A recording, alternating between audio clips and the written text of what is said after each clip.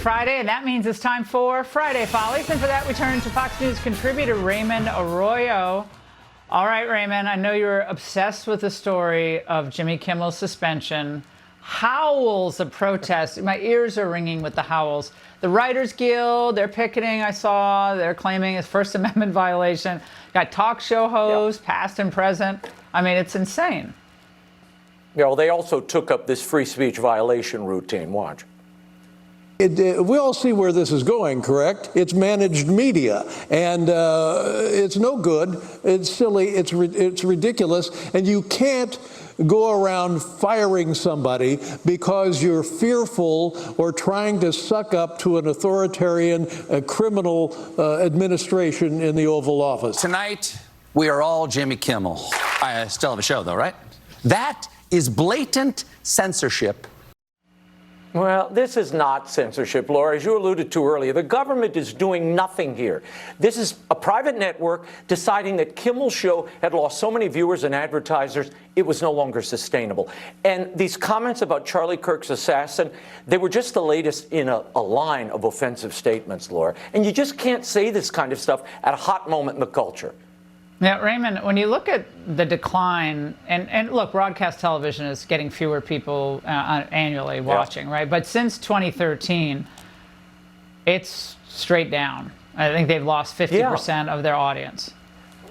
Well, and Laura, and imagine the money that goes along with that. We looked. ABC, since January of this year, has lost $70 million on the Kimmel show in ad revenue. So they were hemorrhaging money. They're paying him somewhere between $16 and $48 million a year. And the truth is, he was unrepentant. In fact, he was going to double down in his latest monologue, and they felt the heat was just too hot. Look, I love how actor Pedro Pascal showed up. He posted that he's standing with Jimmy Kimmel. Where was he when his Mandalorian co-star Gina Carano was fired by the same company? She won a lawsuit, by the way, over that sacking. Kimmel won't, Laura, but maybe he can don that Baby Yoda outfit and have a backup gig in the next season of Mandalorian. He'd be cute in the Baby Yoda. Oh, my goodness. Meanwhile, one wishes that the Democrats are as upset about political assassination as they are about a talk show suspension. Democrats in the House and the Senate are deeply disturbed by the events. This is another example of Donald Trump and the Trump administration weaponizing the federal government and part of an ongoing war against the First Amendment. It's unacceptable, it's unconscionable, and it's un-American. If you ever wondered how democracy dies, you're witnessing it. It's one of the most outrageous affronts on this. This is North Korea-style stuff, and it's being done because this is a weak, thin-skinned man who's failing as a president. North Korea, Laura, North Korea is where they have political assassinations, which Tim Walz doesn't want to talk about. That's really how we're North Korea. But believe it or not, Eric Swalwell, Laura, is on the Hill right now, passing out Kimmel swag.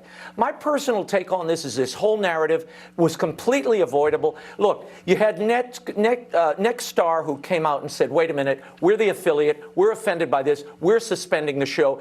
And then the FCC chairman, Brendan Carr, should not have come out there and said, we can do this the hard way or the easy way, because it made it look like he was somehow involved. And then subsequently, when Sinclair said, we want him off too, the narrative is that the government's driving this bus. No, the local affiliates have since come out and said it was our decision alone, and then ABC capitulated. It's a business decision. But why get involved when the dominoes are already falling? Stay out of this. I agree. I would have stayed out of it. But Trump absolutely ran to Brendan's defense today in the Oval. He said, I think he's genius. I love him, and I think, you got to say, Trump's stuck with his man there. Ted Cruz is strafing everyone, saying this is a First Amendment atrocity that's being committed by the Trump administration, but I don't quite see it that clearly. No, I think that's an overstatement extraordinaire. Well, they got out over their skis when something was moving in a direction where the marketplace was saying we've had enough. But I don't like the idea of the FCC determining, what speech is acceptable or not acceptable. Let the people figure that out. Let the entities figure it out. They always do. And that's what happened here with Jimmy Kimmel. All right, Raymond, great to see you as always.